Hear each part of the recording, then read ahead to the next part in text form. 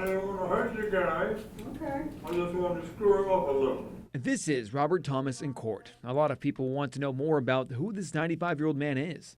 I don't want to kill the guy. I just wanted to, I shot him, I just hit him in the head. Police say he opened fire on a maintenance worker, shooting him twice in the legs last Thursday. This is video from inside the apartment complex office. They say Thomas was upset with water damage in his apartment. Police arrived a short time later shooting at Thomas. That bullet grazed him, and he was arrested. The worker was treated at the hospital. In court, Thomas told the judge he was in the Navy. He said he had pneumonia in his right lung and does not have any family. There's a lot of interesting characters.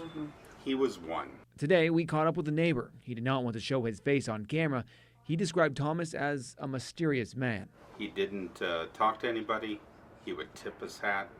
He reminded me of Old Vegas. News of the shooting comes as a surprise. He and others say he would see him often walk out of his apartment dressed in a black suit with a hat like you see here, but nobody knew where exactly he was going. He went out every day, probably went to a casino. The district attorney says this case is different. And we don't have a lot of 93-year-olds that barge into an apartment office and shoot people. DA Steve Wolfson says they will be looking into Thomas's mental state. What we may do is consider a psychological evaluation. I want to know what's going on in this man's head. The more information we know about him, the better.